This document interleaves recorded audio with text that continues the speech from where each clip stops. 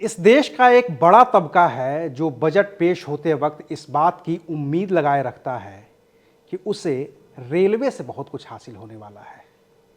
एक वक्त था जब रेलवे का बजट अलग से पेश होता था, लेकिन वक्त बदला और रेलवे का बजट भी मुख्य बजट में मर्ज हो गया और उसके बाद रेलवे पर कोई खास तौर से अलग से बात करने को राजी नहीं था। अब भी जब ये 2026-27 का बजट पेश हुआ है, निर्मला सीतारमण ने जो बजट पेश किया है उसे विपक्ष फर्जी करार दे रहा है और सत्ता पक्ष इसे भविष्य के रोड मैप के तौर पर देख रहा है। लेकिन जो बिहार के लोग हैं, जो उत्तर प्रदेश के लोग हैं, जो बंगाल के लोग हैं, उन्हें उम्मीद रहती है रेल से कि रेलवे को क्या मिला। क्या उनके लिए कोई नई ट्रेन चली, क्या उनके लिए रेलवे ने कोई विशेष छूट दी, या फिर रेलवे ने आखिर उनके लिए, उनके रोज़मर्रा के जीवन के लिए क्या किया। यही जरा हम जानने समझने की कोशिश करते हैं। हमारे साथ हमारे खास मेहमान मौजूद हैं रविंद्र गुप्ता जी। ये एक्स डायरेक्टर रहे हैं रेलवे के सेफ्टी के और रिटायरमेंट के वक्त तक इस बोर्ड के सबसे वरिष्ठ सदस्य रहे हैं। हम उनसे ज़रा जानने समझने की कोशिश करते हैं कि ये जो बजट है वो ख़ास तौर से उन इलाकों के लिए क्या है जहाँ पर रेलवे उनके रोज़मर्रा के जीवन का साधन है। शुक्रिया सर वक्त देने के लिए। अविनाश जी, मैं अक्सर कहता हूँ कि किसी भी बड़े शहर से 100 किलोमीटर दूर चले जाइए, रेलवे की इम्पोर्टेंस जो होती है वहाँ के लोगों के जीवन में वो एकदम बदल जाती है। बड़े शहरों में शायद 2% और 98% का होता है, 2% रेलवे की इम्पोर्टेंस, 98 बाकी सब। और जैसे ही 100-150 किलोमीटर दूर जाते हैं वो जीवन में 90% रेलवे की इम्पोर्टेंस हो जाती है। वो उनके आने जाने का मीडियम नहीं होता, उसके अलावा भी उनके जीवन का एक अहम पार्ट होता है। हर तरह से इकोनॉमिक एक्टिविटी उस इलाके की उस पर डिपेंड करती है। वहाँ के लोग आना जाना, स्कूल जाना, स्कूल आना, सब उस पर डिपेंड करते हैं। अपना सामान लाना ले जाना, पूरा ट्रेड उस पर डिपेंड करता है। आजकल रोड का नेटवर्क बहुत अच्छा हो गया है, परंतु रोड थोड़ा महंगा रहता है, इसलिए जो लोगों की डिपेंडेंस है वो रेल पे बनी रहती है। खासकर जो हमारे देश का ईस्टर्न पार्ट है उसमें तो इसकी इम्पोर्टेंस बहुत ही ज़्यादा है। तो एक विशेषज्ञ के तौर पर जब आप इस पूरे बजट को देख रहे हैं, बजट कंप्लीट हो चुका है, रेलवे के लिहाज से इस बजट को आप कैसे देखते हैं? कितने नंबर देंगे आप 10 में से अगर आपसे मार्किंग कराई जाए तो?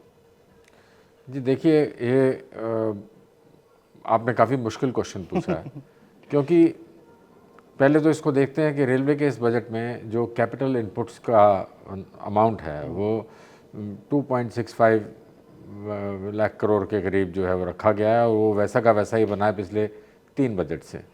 तो इसका मतलब जो रेलवे में कैपिटल इनपुट्स की पेस है वो बनी हुई है।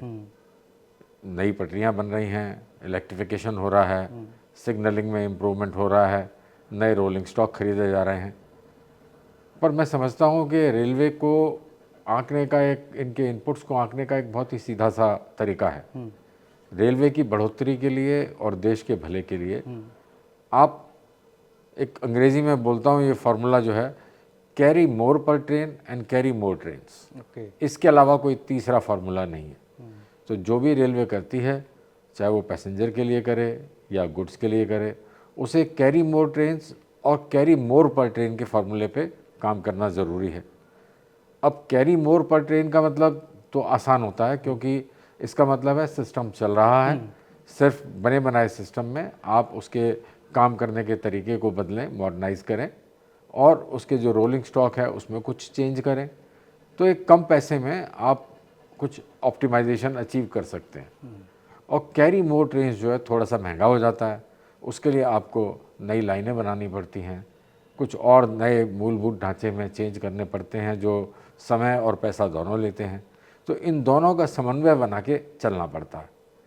तो आज की रेलवे में मैं देखता हूँ कि दो जो बहुत बड़ी विसंगतियाँ हैं वो ये है कि जो हमारी गुड्स की गाड़ी है और पैसेंजर गाड़ी है वो एक ही लाइन पे चलती है। डेडिकेटेड फ्रेट कॉरिडोर पे तो बहुत लंबी बातचीत हो चुकी है, वो शुरू भी करने का कार्यक्रम शुरू हो चुका है, लेकिन अभी जो जिसके लिए कि अलग से गुड्स ट्रेन के लिए अलग से पूरी पटरी ही बिछ जाए, काम वो कंप्लीट नहीं हो पा रहा है। नहीं, ऐसा देखिए, जो डेडिकेटेड फ्रेट कॉरिडोर का वेस्टर्न कॉरिडोर है और ईस्टर्न कॉरिडोर है, जितना पोर्शन इनका पूरा हो गया है और जो चल रहा है, मतलब कंपैरिजन के तौर पे मैं बताऊं कि उसका जो NTKM अर्न पर किलोमीटर जो है वो वर्ल्ड में हाईएस्ट है रशिया के। उसके हैं करीब 25 के करीब है, अच्छा। और हमारा जो है वो लगभग उसका आधा है, 12.5 के करीब।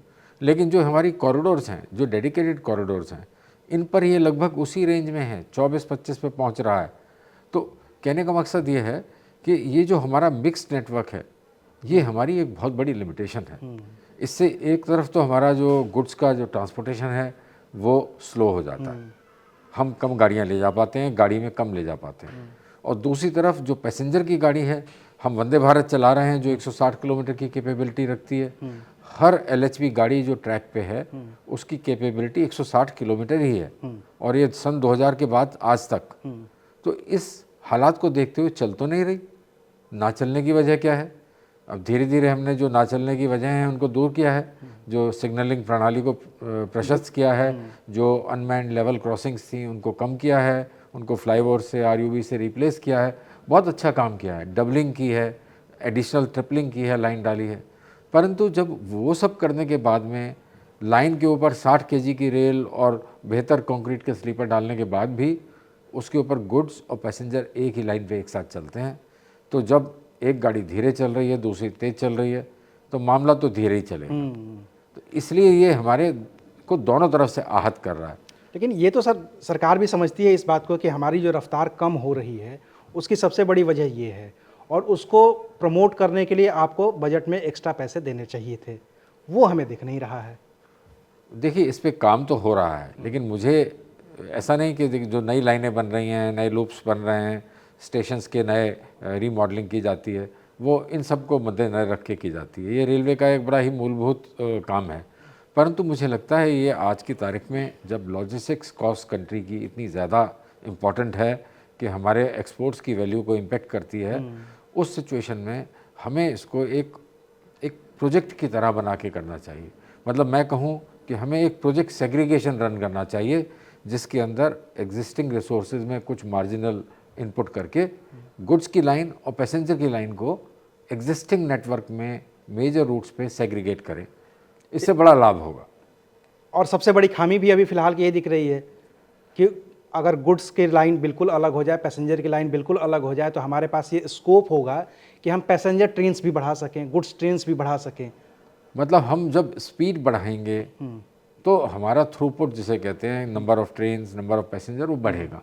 उससे हमारे पास ये मार्जिन हो जाएगी कि हम ज़्यादा गाड़ी चला सकें। आज की तारीख में हम नॉन सबर्बन गाड़ी जो चलाते हैं, करीब मेरे ख्याल आजकल 7-7.5 हज़ार के बीच में हमारी गाड़ी चलती हैं नॉन सबर्बन, और 5-5.5 हज़ार सबर्बन गाड़ी चलती हैं।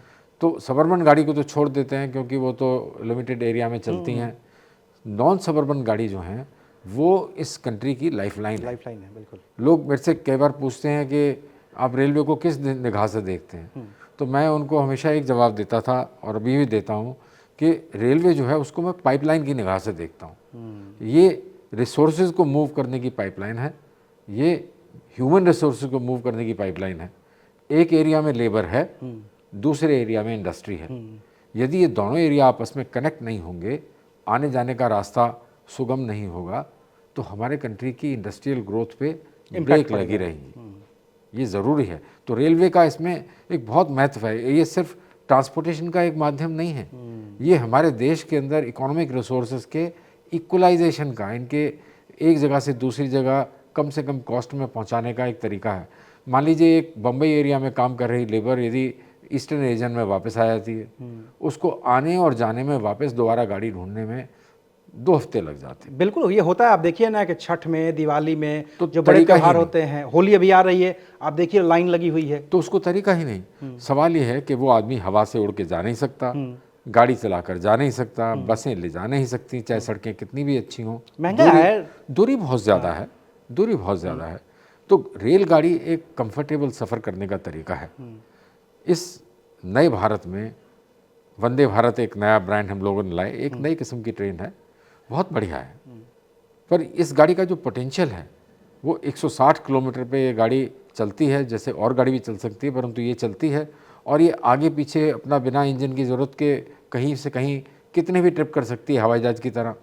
परंतु इसको इस पद्धति पे इस्तेमाल करने के लिए नेटवर्क सपोर्ट करे। नेटवर्क सपोर्ट नहीं करे, आपकी पटरी सपोर्ट नहीं कर रही है, जी। टाइमिंग सपोर्ट नहीं कर रही है, लाइनिंग जी। सपोर्ट नहीं कर रही है। पता चले 160 किलोमीटर की रफ्तार से वंदे भारत जा रही है और पीछे से 2 गाड़ियां खड़ी हुई हैं, तो गाड़ी खड़ी हो जाती हैं। तो ये रेलवे को एक नई दिशा में ले जाने के लिए ये ज़रूरी है कि हम पैसेंजर लाइंस को एक अलग स्पीड पे चलाएं। जब आपने अलग कर दिया तो उससे लाभ पूरा नहीं होगा। पूरा लाभ जब होगा जब हम स्पीड्स को भी इक्वलाइज करेंगे। इक्वलाइज कर सकते हैं। अभी दिक्कत क्या है कि गरीब आदमी की गाड़ी नॉन एयर कंडीशन, अमीर आदमी की गाड़ी एयर कंडीशन। बरसों पहले नीतीश कुमार जी जब मंत्री थे उस समय मैंने एक नई कंसेप्ट की गाड़ी उनके कहने पे डिज़ाइन की थी, उसका नाम था जन शताब्दी। अच्छा। तो जन शताब्दी की 16-17 गाड़ी चलाई गई।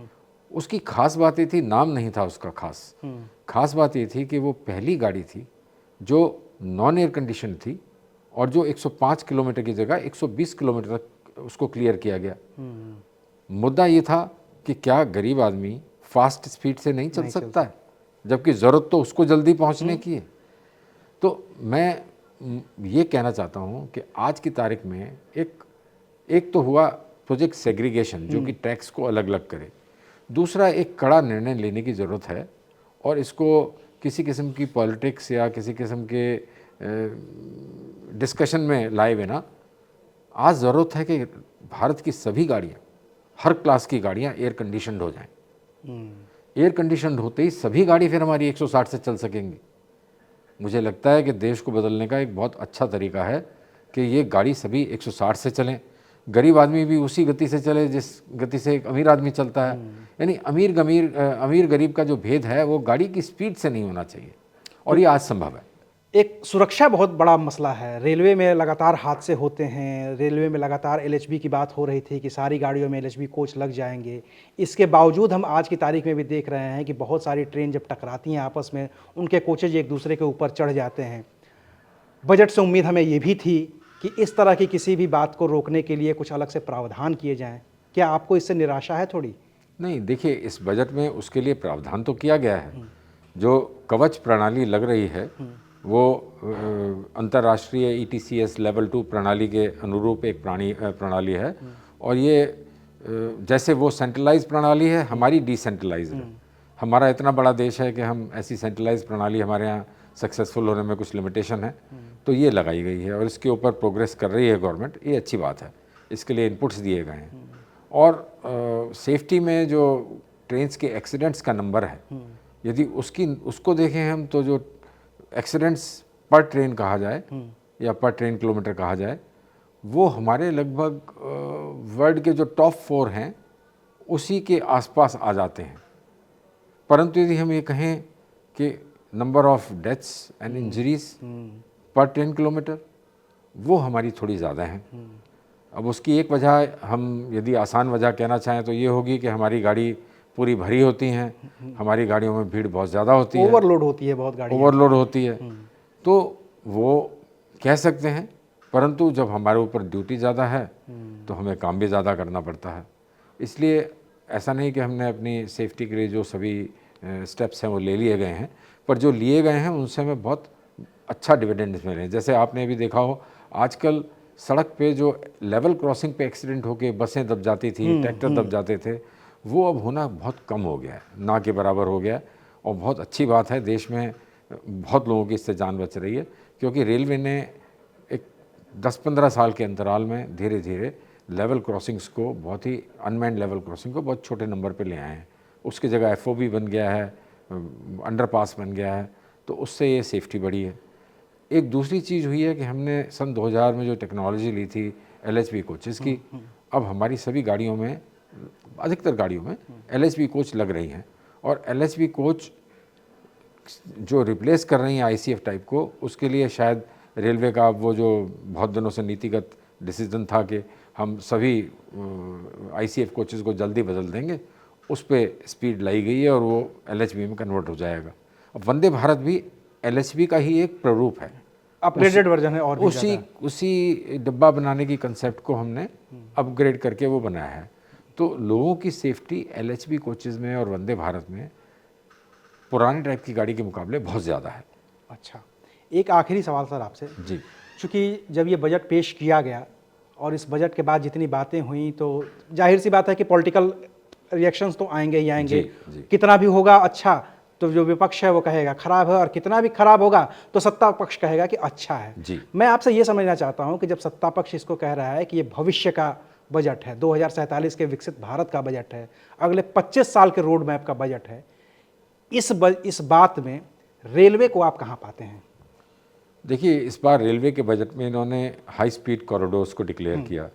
ये पहली कॉरिडोर जो है सन 28, 29, 30 जब भी आएगी बनेगी। आज डिक्लेरेशन मैंने ये पहले भी कहा, मुझे लगता है थोड़ा प्रीमेच्योर है। हो सकता है शायद ये अच्छा लगता है सुनने में इसलिए कहा गया, परंतु वो इसलिए कह रहा हूँ मैं क्योंकि जो रेल की हाई स्पीड टेक्नोलॉजी है ये इसमें बदलाव आ रहे हैं और आने वाले 4-5 साल में इसमें और बदलाव आएंगे। जो देश इस समय इस टेक्नोलॉजी को चला रहे हैं, चाइना है, साउथ कोरिया है, जापान है, यूरोप में चल रही है, तो इस टेक्नोलॉजी में चेंजेस हो रहे हैं। हमें ये जो डिक्लेरेशन है इसमें ये सोचा होगा मेरा ख्याल कि इसकी कॉस्ट और इसकी अवेलेबिलिटी इंडिया में उस समय के साथ बदलेगी। यदि ये सोच के निर्णय लिया गया है कि हम हाई स्पीड गाड़ियाँ इंडिया में ही डिज़ाइन करेंगे, इंडिया में over a period of time निर्मित करेंगे, असली मायने में मेरा मतलब जो उसकी कोर टेक्नोलॉजी है उसको लेके असेंबल और जो ब्रॉड मैकेनिकल चेंज है वो तो हम कर रहे हैं आजकल मैन्युफैक्चर, लेकिन जो उसकी कोर है, इलेक्ट्रॉनिक कोर है और सिस्टम्स हैं, उसके अंदर नए आने वाले बदलाव हम इंडिजिनसली पूरे करेंगे तो बहुत अच्छी बात है। हाई स्पीड गाड़ी जो भी आएगी हमारी, जो बम्बई और अहमदाबाद के बीच चलेगी, वो टेक्नोलॉजी अभी देश में एसिमुलेट होने में समय लगेगा, पर वो और उससे मिलती जुलती टेक्नोलॉजी यहाँ बनाने की ज़रूरत है। यदि उसके लिए प्लेटफॉर्म बनता है डिक्लेरेशन तो बहुत खुशी की बात है और ये फ्यूचरिस्टिक है। चलिए, तो जैसा कि सरकार भी कह रही है कि ये फ्यूचरिस्टिक बजट है, जैसा कि हमारे एक्सपर्ट भी कह रहे हैं कि ये फ्यूचरिस्टिक बजट है, और हम इस पूरी बातचीत के दौरान आपको ये समझाने की कोशिश कर रहे थे कि जब इतनी बड़ी बड़ी बातें पूरे देश की हुई हैं, विकसित भारत की हुई हैं, तो उसमें रेलवे को आखिर हासिल क्या हुआ है और रेलवे आखिर और भी ज़्यादा क्या हासिल कर सकती है। शुक्रिया, आप देख रहे थे एबीपी लाइव।